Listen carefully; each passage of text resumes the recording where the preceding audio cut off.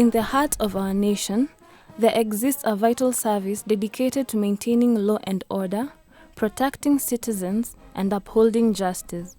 Meet the Administration Police Service, the unsung heroes working tirelessly to ensure our safety and security. From urban streets to our Kenyan borders and combating cattle rustling and livestock theft, they serve with integrity, professionalism, and a commitment to service. Join us as we explore the world of the Administration Police Service and discover the men and women behind the badge. The darkness of the early morning hours, a time when the world is still waking up and the city is hushed in silence. But for our officer, the day has already begun. To her, it's another day, another shift, another opportunity to serve and protect her community. She dives into the occurrence book, Books on Duty.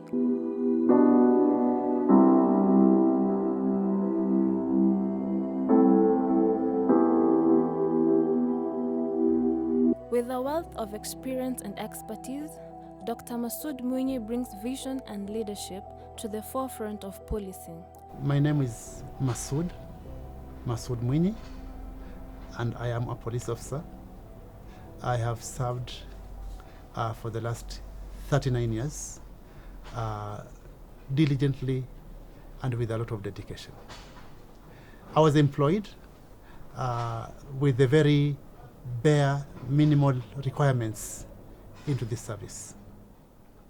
But because I came into this service as a matter of choice, I said the only way then I can be of relevance and importance also to the service is to ensure that I give it my best. So I was not satisfied because I've secured employment to remain where I was academically. And over the years, I was able to pursue education from various segments, both locally and internationally.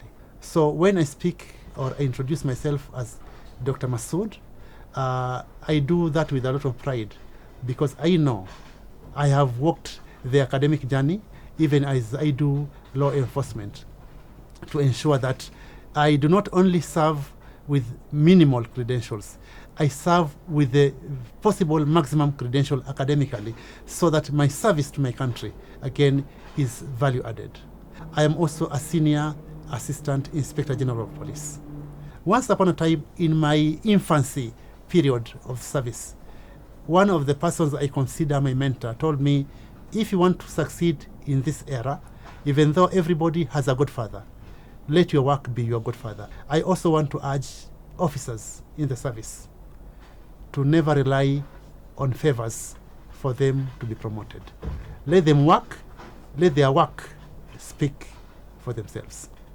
The other last aspect in the introduction is now my responsibility as the principal deputy to the DIG, where now I work as his right-hand person as we manage the affairs of the service, day-to-day running of the service, and also trying to see how can we also steer and help in developing policy documents and instruments which can help in service delivery.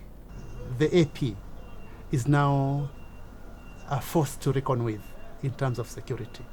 Where once upon a time the AP was seen as a tribal entity, it is now a global player, playing both nationally, regionally, and internationally. And where the AP officers were found to be working because basically they were infantry. Remember, the people who trained the officers long time ago were mostly having military background back in their country, in the UK. Right now, when we speak about AP officers, you'll find that we have got literally an AP officer in every major country in the world undergoing training to capacity build them. We have got officers in Italy right now. We have got officers in India right now. We have got officers in Israel right now. We have got officers in US, just to mention a few. So the AP has evolved, both in stature and also in terms of its performance. And I think many people will bear me witness that where the AP is, then insecurity cannot be spoken about.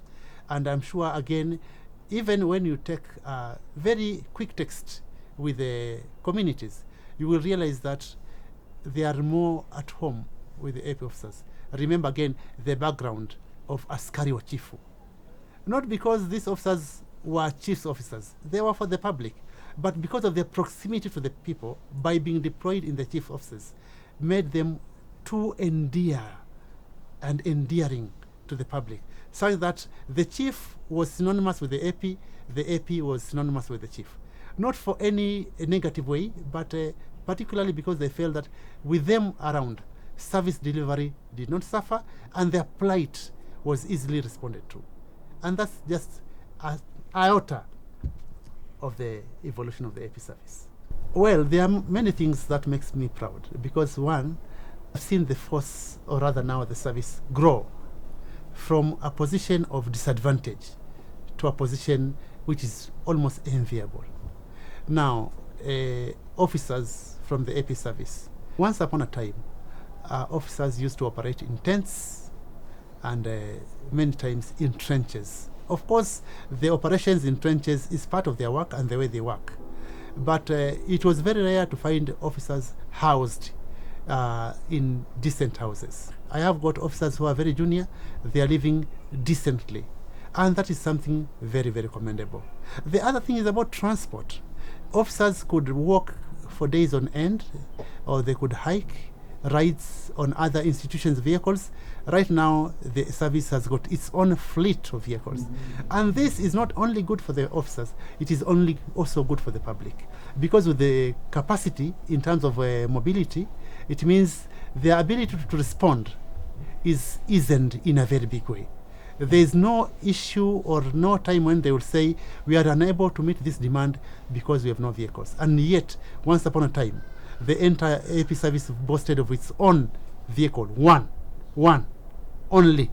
We have got equipments which enable the officers to respond effectively to incidents where we have our country in areas where we have got hostility with some neighbors. Our officers who are posted there are able to work confidently because they know they're protected, but they also know they have the capacity to respond to any threat. And that is a very big departure. From the front lines of law enforcement to the behind-the-scenes work that keeps the service running smoothly, every individual plays a vital role.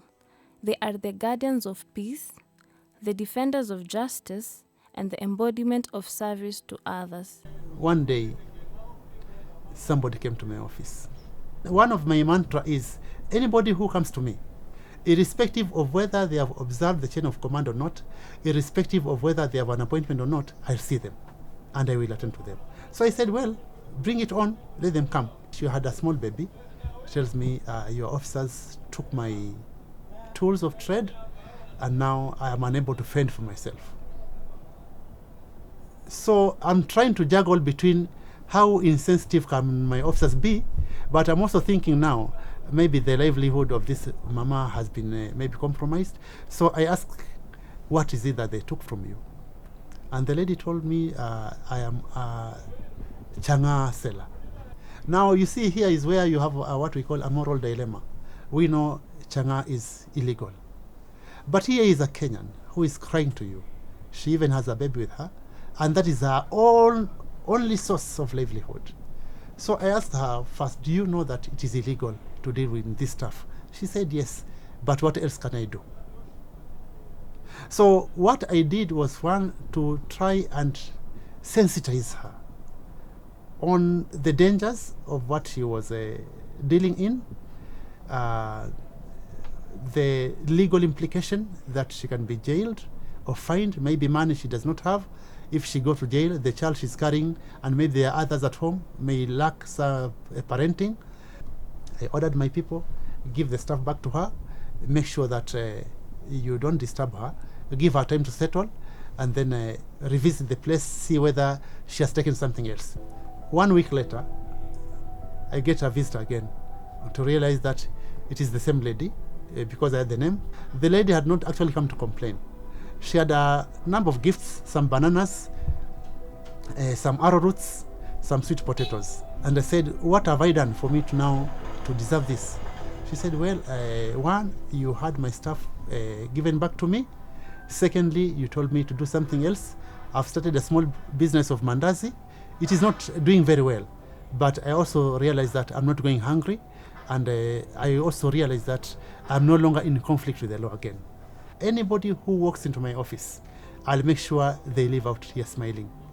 And that is a challenge I've given myself, that somebody should never leave here disappointed than they came. Either I have addressed the issues completely, I've shown them the way, I've also given them a shoulder to ventilate and tell them all is well. As we salute the Administration Police Service, we honor not just their service, but the sacrifices they make every day to protect and serve us all. The Nyayo House. By then I was helping a cousin of mine. We just knew the office is in Nyayo House. And then we got to the gate, tukakutana na administration police walikuwa hapo. And then tukawauliza, our expectation was tutaongeleshwa vibaya tuambiwe go huko. But then when we got there, they were very kind, they were very understanding, they were very professional. Wakatupeleka mpaka kwa ofisi, tukasainiwa documents, wakaturudisha, wakatuguide throughout the entire process. So it was a good experience for me with the administration police. I see the AP officers playing a pivotal role regionally as a law enforcement institution. Right now we have got the best training. We have got a regional hub in Kanyonyo. Our APTC, I think the AP has been the trailblazer. It is the first uniformed service to draw a strategic plan. Others came first after. It is the first institution to come with something called sell and drill. We keep on changing every other year, and others come to see what we are doing, they go and domesticate. I can only say, where the AP service is, there is reliability. And this reliability is firmly grounded, and it will only be stronger, not weaker.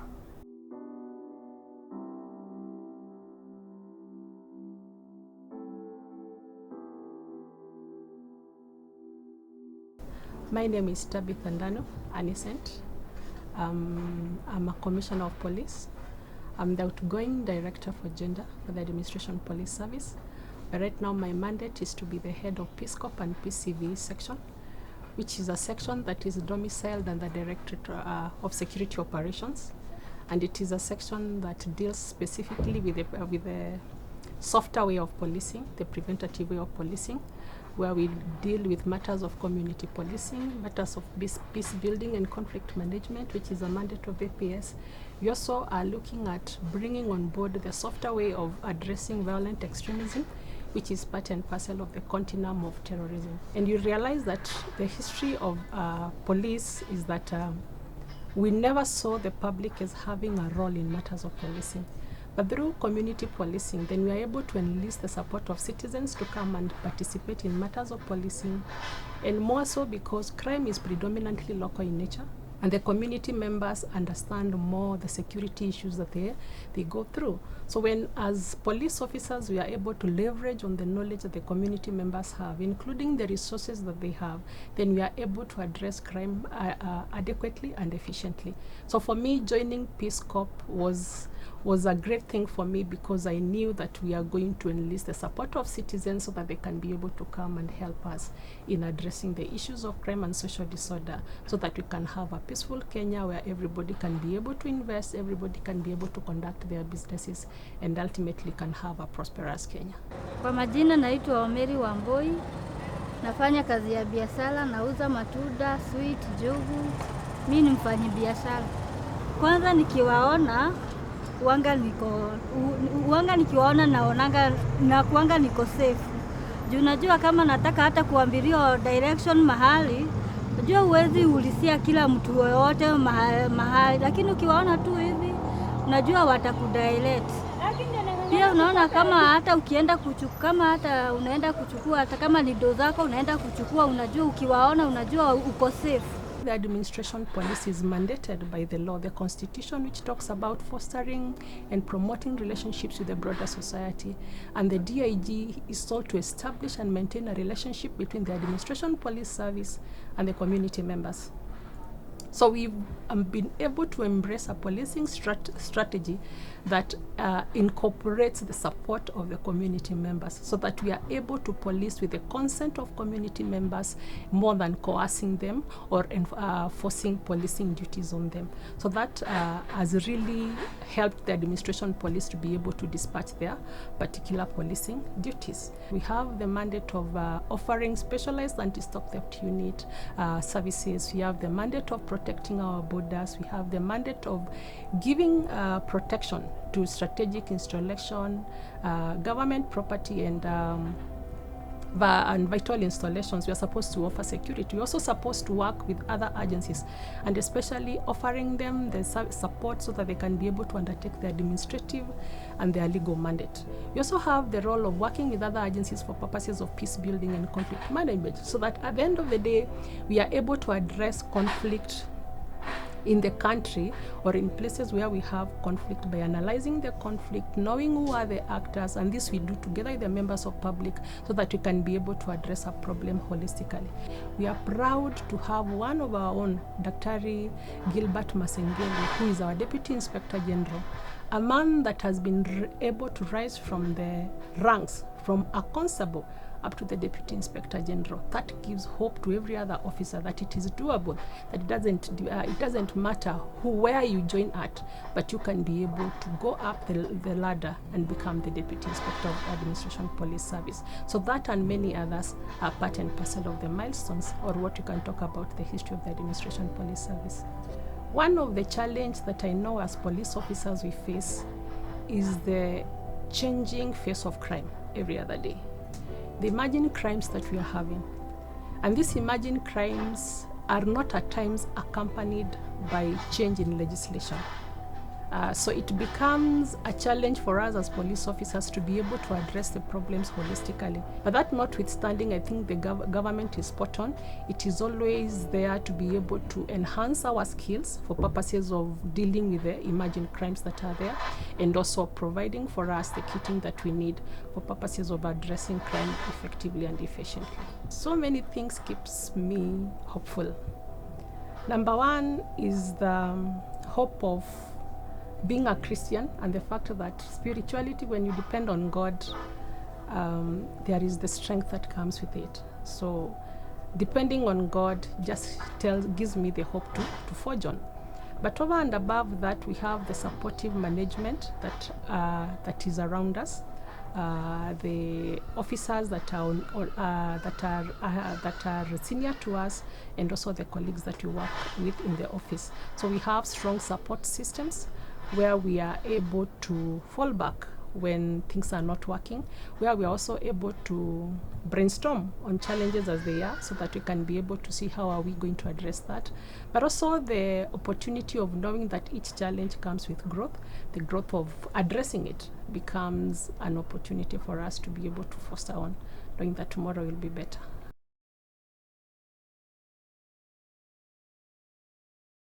After a long day of serving and protecting her community, our officer returns home to the people who give her strength and inspiration, her family. She's a guardian, a protector, and a role model. But to her children, she's mom. Policing is a profession, and it is a profession that is predominantly focused on problem solving. We are a problem solving institution. And unless you get the intrinsic motivation, you can never be able to undertake policing duties. So for me, I make a choice to smile amidst the adversity and to look for the positives in each and every challenge.